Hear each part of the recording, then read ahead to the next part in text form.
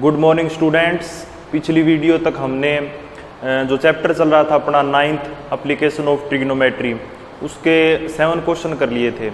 आज हम आगे कंटिन्यू करेंगे बच्चों। इस चैप्टर के अंदर सिर्फ एक ही एक्सरसाइज है और इसके शायद 16 या 17 क्वेश्चन हैं। 7 कर चुके हैं। 8th और 9th के डायग्राम बना चुका हूँ मैं यहाँ पर, तो आप स्टेटमेंट बुक के अंदर पढ़ लेना, मैं आपको बता दूंगा उसके अंदर है क्या, और साथ के साथ मैंने डायग्राम यहाँ पर बना दिए और इसको आप सिंप्लीफाई करेंगे। इससे पहले बच्चों एक बात, जो मैंने पिछली वीडियो के अंदर 6th क्वेश्चन कराया था, पिछली वीडियो के अंदर 6th क्वेश्चन कराया था, तो बच्चों एक मिस्टेक हो गई थी मेरे से।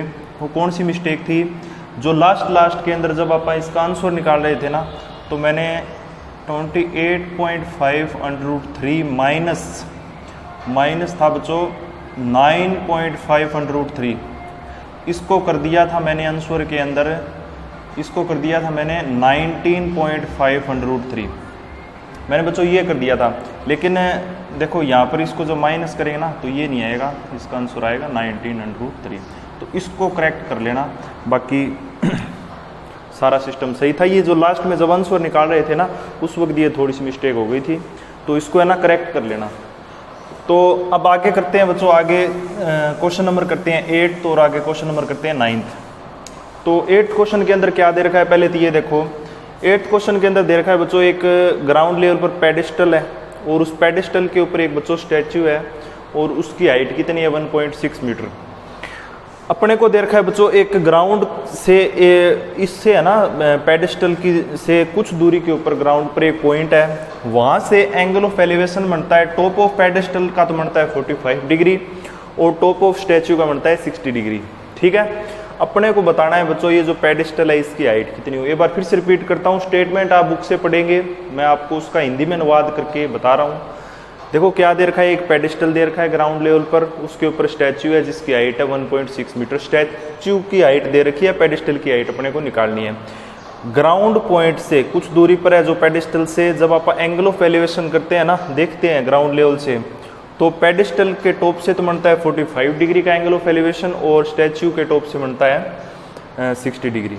ठीक है, तो ये कुछ चीज़ें दे रखी है और अपने को निकालना क्या है, हाइट ऑफ पेडिस्टल। तो बच्चों स्टार्ट करते हैं।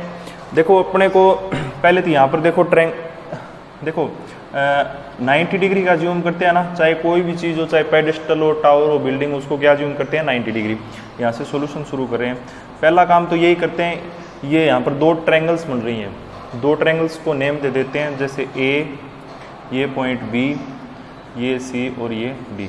ठीक है, तो यहाँ पर देखो 2 ट्रायंगल कौन कौन सी बन रही है। एक तो ट्रायंगल बन रही है ट्रायंगल ए बी सी, ये छोटे वाली ट्रायंगल, और एक ट्रायंगल बन रही है बच्चों ए बी डी। 2 ट्रायंगल बन रही है। इन दोनों के अंदर राइट एंगल कौन सा है, angle B is equal to 90 degree. Okay, अब देखो पहले देखो मैंने क्या बताया अब तक के क्वेश्चनों में, पहले तो एक ट्रायंगल लेते हैं, उस एक ट्रायंगल से कोई एक चीज़ मिलती है अपने को, जब उसकी वैल्यू बड़े वाली ट्रायंगल या दूसरी ट्रायंगल में वैल्यू पुट करते हैं तो अपना क्या मिल जाता है, रिजल्ट मिल जाता है जो अपने को चाहिए होता है। देखो पहले अपन ट्रायंगल लेते हैं A B C. A B C triangle कौन सी है, ए बी सी मतलब छोटे वाली ट्रायंगल। इसके अंदर 90 डिग्री एंगल यहाँ पर है, ये एंगल 45। देखो ये जो पूरा बड़े वाला एंगल है ये तो 60, ये छोटे वाला क्या है 45। अब देखो यहाँ से अपने को क्या चीज़ मिलेगी, ये 45 का एंगल, ये 90 मीन्स बेस तो ये होगी साइड, ये हो गया हाइपोटेन्यूज और ये क्या हो जाएगी परपेंडिकुलर। बच्चों ये एच डोनेट करता है हाइट ऑफ पेडिस्टल को, जबकि ये क्या है हाइपोटेन्यूज। ठीक है, इसमें कंफ्यूज ना होना। अब देखो ये बेस, ये हाइपोटेन्यूज, तो ये क्या हो जाएगा बच्चों परपेंडिकुलर। अपने को देखो ना तो इस चीज़ का पता ना इस चीज़ का पता है अपने को बेस, ना ही अपने को किस चीज़ का पता है, इसका हाइट का। देखो अपने को इस चीज़ से कोई मतलब नहीं है, अपने को ये चीज़ निकालनी है या ये चीज़ का अपने को रिलेशन चाहिए।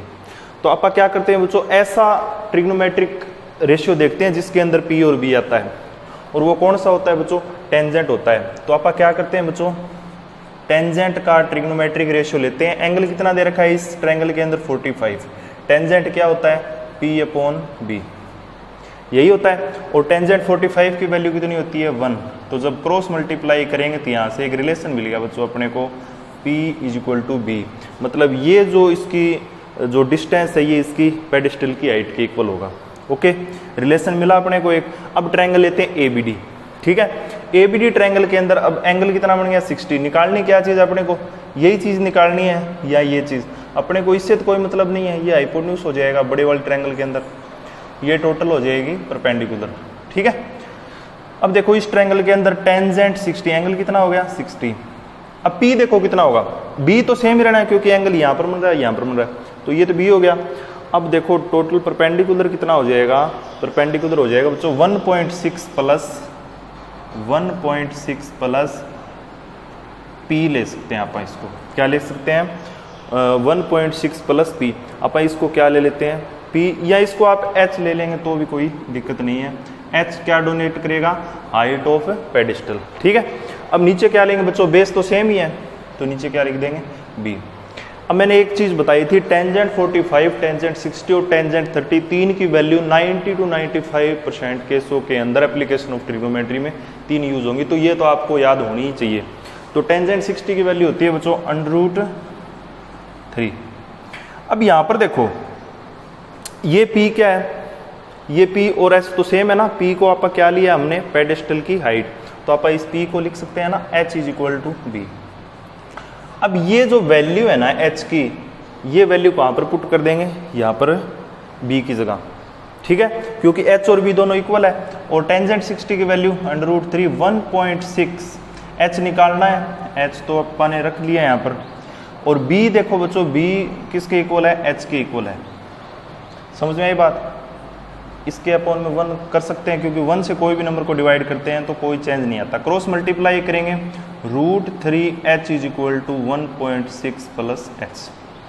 H अब इस तरफ आएगा तो बच्चों क्या होगा, देखो H इस तरफ आएगा तो √3H - H = 1.6। अब √3 को जब बच्चों H को आप जब लेंगे ना इनमें से कॉमन, तो √3 - 1.6। अब बच्चों H की वैल्यू कितनी आ जाएगी, यहाँ पर मैं इसको आगे सिंप्लीफाई यहाँ पर कर रहा हूँ, तो H आ जाएगा अपने पास 1.6 √3 - 1। अब मैंने एक बात और बताई थी आपको अब तक कि जब डेनोमिनेटर के अंदर वैल्यू स्क्वायर रूट के अंदर हो तो उसको आप सिंप्लीफाई करते हैं, आगे इसको यहीं पर नहीं छोड़ते, नंबर कट सकते हैं। तो इसको कैसे सिंप्लीफाई करते हैं, रैशनलाइजिंग के जरिए। तो रैशनलाइज कैसे करते हैं, नीचे जो डेनोमिनेटर की वैल्यू है उसके जो साइन है उसको चेंज कर दो दोनों टर्म के बीच का, और मल्टीप्लाई कर दो डेनोमिनेटर और न्यूमरेटर दोनों के अंदर। तो बच्चों ये कितना हो जाएगा 1.6 √3 प्लस 1, और ये कितना हो जाएगा बच्चों, देखो a + b a - b क्या हो जाएगा √3 का होल स्क्वायर - 1 का स्क्वायर। तो बच्चों जब आगे इसको और सिंप्लीफाई करेंगे ना तो ऊपर हो जाएगा 1.6 √3 प्लस 1 डिवाइड बाय 2, तो इसको आगे और डिवाइड करेंगे तो 0.8 √3 प्लस 1। तो ये बच्चों क्या आ गई अपनी H आ गई, ठीक है। H क्या है, हाइट ऑफ पेडिस्टल।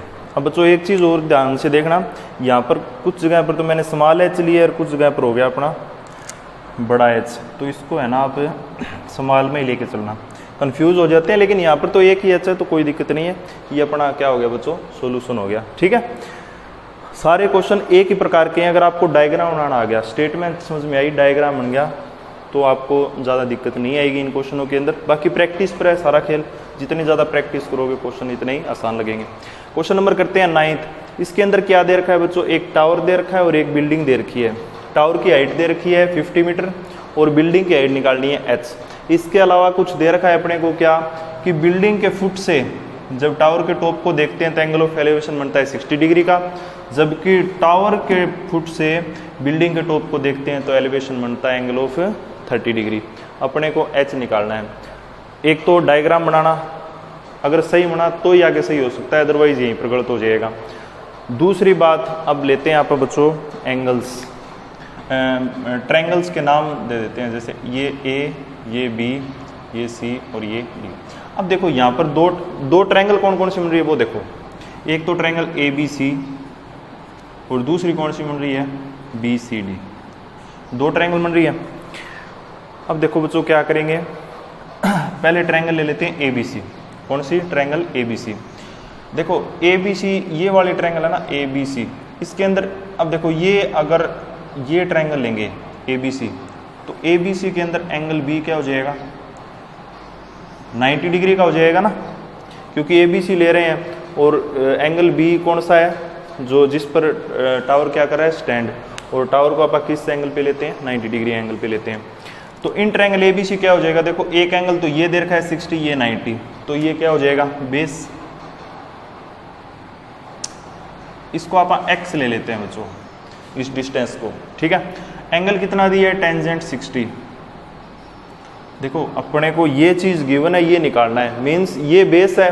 हाइपोटेन्यूज कौन सा होगा, अगर ये एंगल 90 डिग्री का है तो ये एंगल अगर 90 डिग्री है तो ये हाइपोटेन्यूज, एच मींस हाइपोटेन्यूज। अब ये क्या हो जाएगा, परपेंडिकुलर। तो अपने को पता क्या है, परपेंडिकुलर निकालना क्या है, बेस एक्स, ठीक है। ये निकालने के बाद है ना, जब दूसरी ट्रायंगल के अंदर जाएंगे तो एच निकलेगा, ठीक है, ये ध्यान रखना। तो P और B कौन से ट्रिग्नोमेट्रिक रेशियो में आते हैं, वो आते हैं बच्चों टेंजेंट में, और टेंजेंट क्या होता है, परपेंडिकुलर अपॉन बेस। अब P कितना दिया है 50, B कितना है x, और टेंजेंट 60 की वैल्यू √3। तो जब क्रॉस मल्टीप्लाई करेंगे तो ये बच्चों हो जाएगा x √3 = 50 और x कितना आ जाएगा 50 अपॉन √3। अपने को बच्चों ये वैल्यू मिलेगी कितनी, 50 अपॉन √3, जबकि निकालनी कौन सी है, ये वाली। अब देखो कैसे निकालेंगे, जब दूसरी ट्रायंगल के अंदर ये ट्रिग्नोमेट्रिक रेशियो लेंगे ना तो ऑटोमेटिक निकल जाएगी। सारे क्वेश्चन एक ही प्रकार से है, दो दो ट्रायंगल बनेगी, पहले एक में वैल्यू पुट करो, वहाँ से कोई रिलेशन या कोई वैल्यू मिलेगी, फिर दूसरे में पुट करेंगे तो आंसर। अब ट्रायंगल लेते हैं बी सी डी, तीसरी तो कोई ट्रायंगल बन ही नहीं रही है जिसके अंदर 90 डिग्री का एंगल हो, वैसे तो ये भी बन रही है लेकिन बच्चों 90 डिग्री का एंगल नहीं है। अब बिल्डिंग का एंगल क्या लेंगे, ग्राउंड लेवल से 90, तो हाइपोटेन्यूज हो जाएगी ये वाली साइड, बेस यही रहना है, एच यही रहना है। तो अपने को गिवन क्या है, अब ये बेस पता चल गया ना, या इस ट्रायंगल से 50 √3 निकालना क्या है, बिल्डिंग की हाइट। तो वही बात है यहाँ पर बी और ये क्या है, परपेंडिकुलर है ना अब अपने पास, ये बच्चों हाइट है और ये क्या है, परपेंडिकुलर। देखो परपेंडिकुलर होगा ये ट्रायंगल के हिसाब से, वैसे हाइट है बिल्डिंग की, ये बेस है। तो बेस और परपेंडिकुलर कौन से ट्रिग्नोमेट्रिक रेशियो में आते हैं, टेंजेंट में ही आते हैं। तो टेंजेंट अब एंगल कितना है 30, परपेंडिकुलर अपॉन बेस। परपेंडिकुलर तो अपने को निकालना है, बेस कितना है 15 √3, और टेंजेंट 30 की वैल्यू क्या होती है बच्चों 1/√3।